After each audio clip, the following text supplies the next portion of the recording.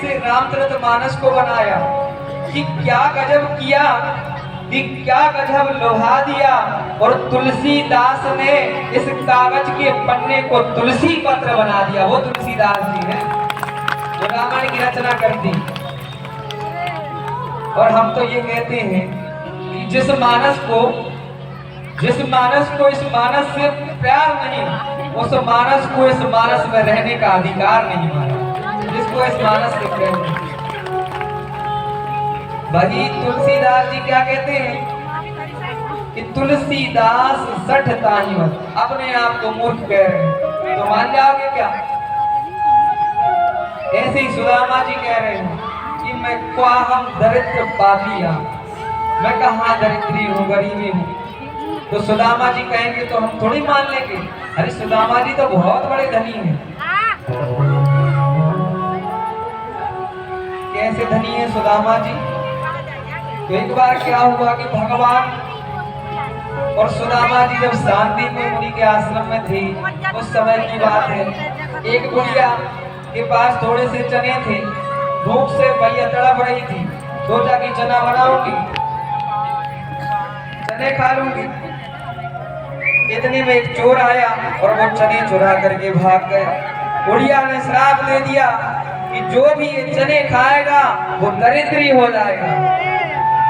तब महाराज वो चोर भागता भागता आया और शांतिपुर मुनि के आश्रम में छिप गया, तो चने गिर गए महाराज और वो चला गया। अब चने जब सुबह गुरु माँ को मिले, अच्छा सुदामा जी इतने ध्यान मांगने थे कि सुदामा जी को ये बात पता चल गई कि ये श्रापित चने, गुरु माँ ने चने दिए कि जाओ तुम दोनों मित्र आपस में खा लेना, जब भूख लगे वन में समिधा लेने जा रहे हो। सुदामा जी को पता था कि ये श्रापित चने हैं, और जैसे ही वन में पहुंचे हैं और सुदामा जी ने पोटली खोली चने की और पूरे चने खा लिए। सुदामा जी ने सोचा कि यदि साक्षात लक्ष्मीपति गरीब हो जाएगा तो कैसे चलेगा, इसलिए मैं गरीब होने के लिए स्वीकार करता हूँ। सुदामा जी ने चने खा लिए। अब बताओ, जो अपने मित्र के लिए गरीब होना स्वीकार करता है, अपने भगवान के लिए गरीब होना स्वीकार करता है, उससे बड़ा धनी संसार में हो ही नहीं सकता। हमारा सुदामा जी धनी है कि भैया निर्धन है? बताओ, धनी है। हाँ, कोई पूछे कि सुदामा जी गरीब थे या अमीर, तो क्या उत्तर दोगे? कि सुदामा जी से बड़ा धनी इस संसार में कोई नहीं है। वही सुदामा जी भिक्षा मांगना स्वीकार करते हैं भगवान के लिए।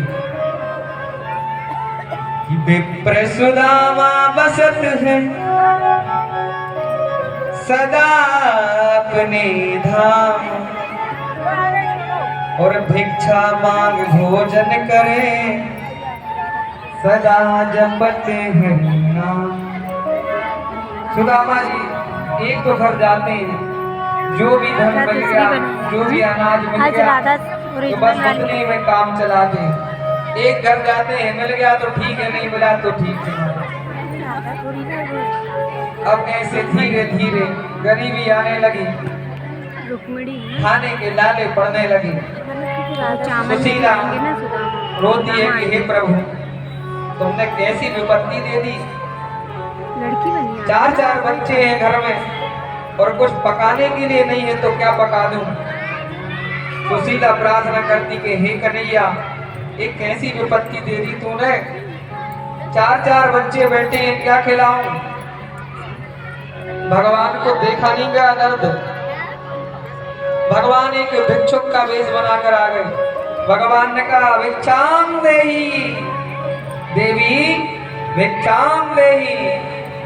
सुशीला ने कहा ब्राह्मण देवता मेरे यहाँ सूतक लगा है। भगवान ने कहा किस बात का सूतक है? सुशीला ने कहा मेरे यहाँ दरिद्रता रूपी पुत्री का जन्म हुआ। ब्राह्मण ने कहा कि कितने दिन तक सूतक चलेगा? तो सुशीला ने कहा महाराज क्या बताऊं, ये तो दरिद्रता जब तक हमारे प्राण रहेंगे तब तक सूतक चलेगा। ब्राह्मण ने कहा सही सही बताओ क्या बात है। तो सुशीला ने कहा महाराज ऐसी गरीबी है कि 4-4 बच्चे हैं, इनको भोजन नहीं मिल पाता। तो ब्राह्मण ने कहा कि देखो तुम्हें नहीं पता, तुम्हारे पति देव के मित्र द्वारकाधीश श्री कृष्ण है। सुशीला ने कहा उन्होंने कभी बताया नहीं। अरे उनके पास चले जाओ, एक बार उन्हें भेज देना तो तुम्हारी सारी समस्या दूर हो जाएगी। अब तो भगवान चले गए मार्ग दिखा करके। सुशीला जैसे भगवान आए सुदामा जी, तो सुशीला ने कहा क्यों स्वामी, तुम्हारे मित्र द्वारकाधीश श्री कृष्ण है? सुदामा जी ने कहा हाँ देवी, मेरा मित्र कृष्ण है। तो सुशीला ने कहा कि प्रभु अपने मित्र से मिलने के लिए क्यों नहीं जाते? तो सुदामा जी ने कहा कि कैसे जाऊं, मेरे पास तो कोई धन नहीं रहता, और जब मित्र के यहाँ जाओ तो कुछ ना कुछ लेकर के जाना पड़ता है, खाली हाथ नहीं जाना। गुरु के पास, मित्र के पास, राजा के पास और मंदिर जाओ तो खाली हाथ नहीं जाना। सुशीला ने कहा स्वामी तुम तो जाने की तैयारी करो, मैं कुछ व्यवस्था करती हूँ। और सुशीला 4 घर गई है। चाहती तो एक घर से भी ले आती इतने चावल, लेकिन सुशीला मानो संकेत देना चाह रही है कि प्रभु 4 प्रकार के चावल हैं, कई घर से लेकर के आई हूँ। और पोटली में बांधा और सुदामा जी को दे दिया। अब सुदामा जी चले हैं भगवान से मिलने के लिए। बुढ़ापे का शरीर है सुदामा जी का, ये बच्चे चलते चलते थक गए। हे कन्हैया अब तो तू बुला ले, यदि तुझे बुलाना है तो तू आजा लेने, मैं नहीं चल पाऊंगा। हे कन्हैया यदि तुझे बुलाना है तो चलाया लेने। और भगवान एक नाविक का रूप बना करके आए। ओ सुदामा जी कहाँ जाना है? बोले मुझे द्वारिका जाना है। भगवान ने नाव में बिठाया और भैया द्वारिका पहुंचा दिया। अब द्वारिका में जैसे ही सुदामा जी पहुंचे तो पूछते हैं भैया ये द्वारकाधीश का महल कहाँ है? ये द्वारकाधीश का महल कहाँ है? तो किसी ने कहा कि वो सामने द्वारकाधीश का महल दिख रहा है। द्वारकाधीश के महल के पास पहुंच गए। द्वारपाल खड़े थे, द्वारपालों से प्रार्थना की भैया ये द्वारकाधीश का महल है?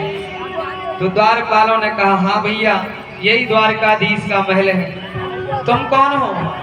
तो सुदामा जी ने अपना परिचय दिया कि जाओ अपने मित्र से कह, द्वारकाधीश से कह देना कि उनके बचपन का मित्र सुदामा मिलने आया है। अब भैया एक द्वारपाल दौड़ा दौड़ा आया भगवान के पास और भगवान को आकर के सूचना देता है हे प्रभु द्वार पर एक ब्राह्मण आया है, इसी से पगाना छका तन पे मन जाही को आही बसे यही गामा। ना शीश को पगा है न तन पे धोती है, फटी सी धोती पहने हुए है। और आपका नाम कृष्ण पूछ रहा है, बता रहा है, और अपना नाम सुदामा बता रहा है। जैसे ही भगवान ने सुदामा नाम सुना दौड़ पड़े भगवान सुदामा को लेने के लिए। सुदामा सुदामा सुदामा, भगवान सुदामा को लेने के लिए दौड़ पड़े। पीतांबर गिर गया महाराज, सुदामा को दौड़ के जाकर के गले से लगा लिया। बोलो सुदामा कृष्ण भगवान की। और सुदामा को गले से लगाया, दोनों मित्र गले से मिल रहे हैं। सब भूल गए, तन की सुध नहीं रही महाराज। फिर कृष्ण भगवान को याद आया कि सुदामा का शरीर कितना कोमल है। फिर दोनों भगवान लेकर आ रहे हैं सुदामा जी को। भगवान सुदामा जी को लेकर आते हैं और बढ़िया आसन पर बैठाते हैं। देखो वही ठाकुर है जिसके पीछे लक्ष्मी दौड़ती है। आज हमारा ठाकुर अपने मित्र के पीछे दौड़ रहा है, ये हमारा ठाकुर है। भगवान सुदामा जी को लेकर के आए और लाकर के बढ़िया सुंदर सा आसन पर भगवान ने सुदामा जी को बिठाला है। और जैसे ही बिठाला और रुक्मणी जी से कहा कि जाओ भगवान सुदामा के चरण धोने की तैयारी करो। रुक्मणी जी तैयारी करने लगी, परात लेकर के आ रही है भगवान सुदामा के चरण धुलाने के लिए। जैसे ही सुदामा कि भगवान ने चरण देखे तो पानी परात को हाथ छुओ नहीं, नैनन के जल से पग धोए। कि देख सुदामा की दीन दशा, करुणा करके करुणा निधि रोए। और पानी परात को हाथ छुओ नहीं, नैनन के जल सो पग धोए। भगवान ने अपने नेत्रों के आंसुओं से सुदामा जी के जल से सुदामा जी के चरण धोए हैं महाराज जी। और जैसे पांव के छाले देखे, सो पांव के छाले देखे, जैसे ही सुदामा जी के चरण देखे हैं, सो चरण देखे कि छाले पड़ गए हैं, कि पांव के छाले देखे।